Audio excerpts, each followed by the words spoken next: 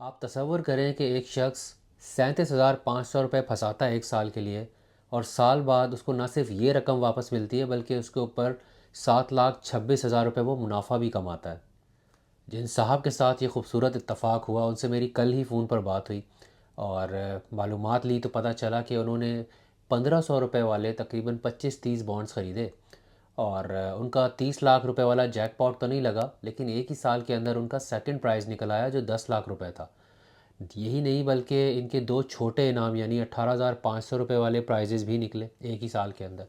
तो अगर 30% जो नॉन फाइलर का विदहोल्डिंग टैक्स रेट है वो भी अगर हम इस पर लगा दें तो उसको माइनस करने के बाद भी तकरीबन उन्होंने अपनी रकम एक साल के अंदर 20 गुना बढ़ा ली। अब ये इससे भी ज़्यादा हो सकती थी कि अगर उनका पहला वाला इनाम निकल आता 30 लाख वाला, या फिर वो 40,000 रुपये वाले प्राइज़ बॉन्ड का पहला प्राइज़ जीते जिसकी रकम जो है वो 8 करोड़ रुपए होती है। बगैर रिस्क लिए इस तरह का इंसेन रिटर्न एक साल के अंदर ना तो स्टॉक मार्केट से मिल सकता है, ना गोल्ड से, ना क्रिप्टो से, ना ही इवन प्रॉपर्टी से। तो क्या इसका मतलब ये हुआ कि प्राइस बॉन्ड आपके पोर्टफोलियो का हिस्सा होना चाहिए? जो लोग पहली मर्तबा मेरा चैनल देख रहे हैं उनके लिए, मेरा नाम फ़ारूक बलोच है और मैं एक बिज़नेस जर्नलिस्ट हूँ। 15 साल का एक्सपीरियंस है मेरा। पहले मैंने पाकिस्तान की स्टॉक मार्केट, सेंट्रल बैंक और इकॉनमी को कवर किया है। मैंने पाकिस्तान के और ग्लोबल बिज़नेस लीडर्स के इंटरव्यूज़ किए हैं, थिंक टैंक्स के, फाइनेंशियल एक्सपर्ट्स के इंटरव्यूज़ किए हैं। और आजकल मैं लंदन से इंटरनेशनल फाइनेंशियल मार्केट्स कवर कर रहा हूँ। और जब मैं काम नहीं कर रहा होता तो फिर मैं इस तरह की वीडियोस बनाता हूँ पर्सनल फाइनेंस पे, जिसमें investment, professional growth, jobs, immigration वगैरह को लेकर टिप्स शेयर करता हूँ। अगर आपको इन टॉपिक्स में इंटरेस्ट है तो आप मुझे यहाँ फॉलो कर सकते हैं।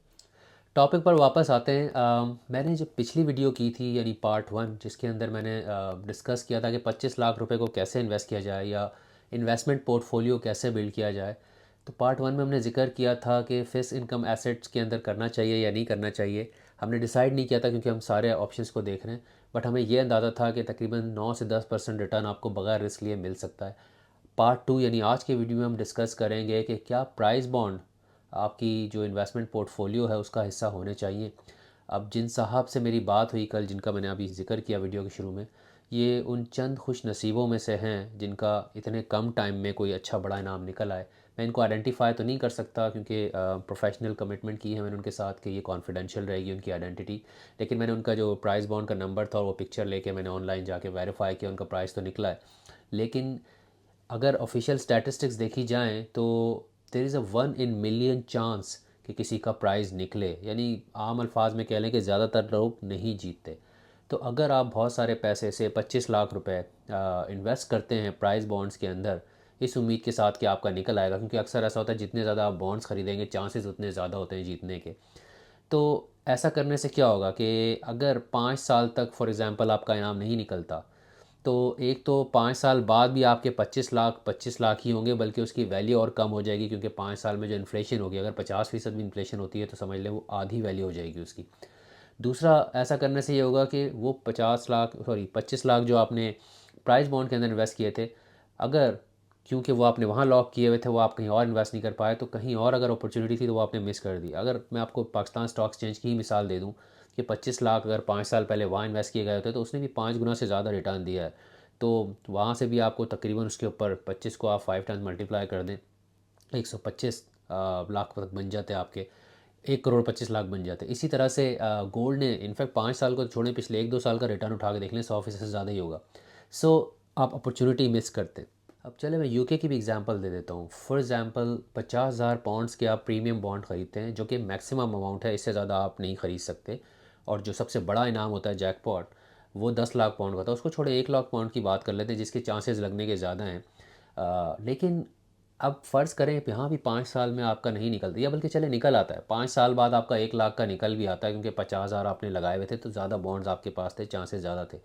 तो इन 5 सालों में तो 50,000 को अगर आप वाइजली मैनेज करें तो ऑन एनुअल बेसिस पे देखा जाए तो जो अच्छे एसेट क्लासेस हैं वहाँ से आपको इतना रिटर्न मिल सकता है। तो 5 साल में ये भी पॉसिबल है कि आप ज़्यादा सर्टनिटी के साथ किसी और जगह से पैसे इन्वेस्ट करके 50,000 के 1 लाख बना सकते हैं। जबकि अगर प्राइस बॉन्ड में डालते हैं तो बहुत अनसर्टनिटी है क्योंकि ये सिर्फ़ और सिर्फ तुक्का है, अगर लग गया तो लग गया, नहीं लगा तो नहीं लगा। मैं एक वीडियो देख रहा था, एक साहब ने जिन्होंने 50,000 पाउंड्स के प्रीमियम बॉन्ड ख़रीदे थे, तो उन्होंने अपना एक्सपीरियंस शेयर किया और 50,000 के ऊपर उनके मुश्किल से कोई 6,500 के प्राइजेस निकले थे। ये सारे छोटे इनाम निकले थे, बड़ा इनाम उनका नहीं निकला। तो अगर इस डिस्कशन का ख़ुलासा किया जाए तो वो लोग जो स्टेडी ग्रोथ चाहते हैं, यानी सर्टनटी के साथ, किसी हद तक गारंटी के साथ अपने पैसों को ग्रो करना चाहते हैं, उस पर रिटर्न लेना चाहते हैं, उनके लिए तो price bond is not a good option for portfolio, बिल्कुल नहीं होना चाहिए। लेकिन इसका ये मतलब भी नहीं है कि रातों रात अमीर बनने का ये मौका आप छोड़ दें। तो एक तरीका जो हो सकता है वो ये हो सकता है कि आप अपनी एमरजेंसी सेविंग्स को, और जिनको एमरजेंसी सेविंग्स का नहीं आइडिया, मैंने एक पिछली वीडियो में जिक्र किया था कि इन्वेस्टमेंट आप तब करें जब आपके पास 3 से 6 महीने का इमरजेंसी फ़ंड मौजूद हो। तो उसके ऊपर जो पैसे हैं वो आप इन्वेस्ट करते हैं।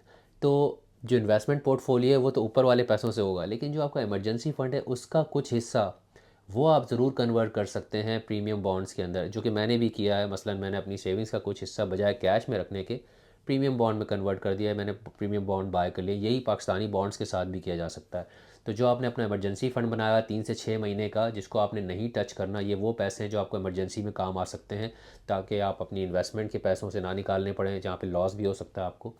तो वो पैसे आप कैश में रखने के बजाय अगर आप उसके बॉन्ड्स ख़रीद लेंगे तो जो डाउन साइड है या रिस्क है वो ज़ीरो है।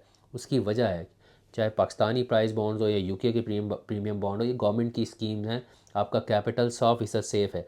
ये इसी तरह है कि जो पैसा आपके पास बैंक में कैश में रखा हुआ है, बजाय कैश के आपने प्राइस बॉन्ड में रखा हुआ है। ऐसा करने से दो बातें होंगी। एक तो ये कि जब भी आपको इमरजेंसी में ज़रूरत पड़ती है अपने पैसों की, आप अपना पैसा फ़ौरन कैश करा सकते हैं, चाहे वो पाकिस्तानी बॉन्ड हो या यूके के प्रीमियम बॉन्ड।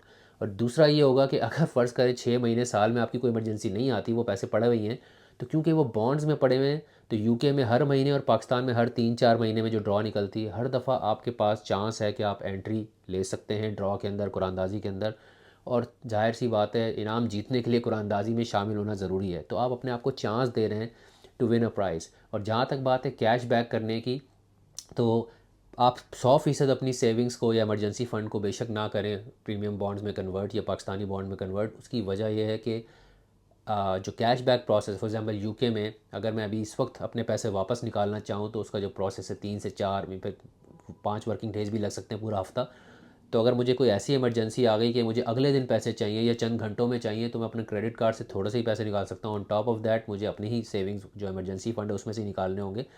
तो 100% अपनी सेविंग्स का बॉन्ड में कन्वर्ट करना वो थोड़ा रिस्की हो सकता है कि कोई ऐसी इमरजेंसी आ जाए तो फिर मुझे लोगों से उधार मांगने पड़ेंगे। तो उससे बेहतर है कि कुछ हिस्सा, अब वो आपके ऊपर डिपेंड करता है आप कितने कंफर्टेबल होते हैं, आप 20% करते हैं, 50%, 80%, वो आपके ऊपर है, क्योंकि है ये कैश की तरह ही। हाँ, इंस्टेंट कैश बैक नहीं होगा।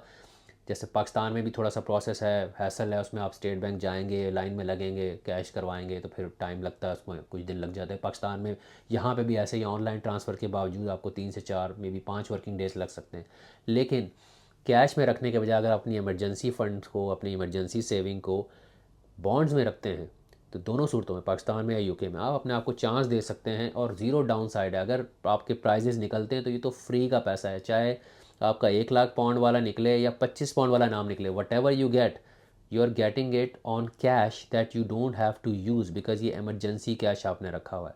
और जो आपका इन्वेस्टमेंट पोर्टफोलियो है वो पैसा होता है जो आप अपने इमरजेंसी फ़ंड के बाद इन्वेस्ट करते हैं, ताकि अगर उसमें थोड़ा सा आपको नुकसान भी हो जाए और ज़्यादा नुकसान भी हो जाए तो आपको परेशानी ना हो, और आप उस वक्त उसको पैसे को निकालें जब वो पैसा लॉस के बजाय प्रॉफिट में हो। अगर आपको ये वीडियो पसंद आई है तो इसको ज़रूर आगे शेयर करें लोगों के साथ जिनका इंटरेस्ट है इस तरह के टॉपिक्स में और वो इससे फ़ायदा उठा सकते हैं। आपसे जल्द दोबारा मुलाकात होगी इसी तरह के किसी टॉपिक के साथ। अपना ख्याल रखिएगा। अल्लाह हाफ़िज़।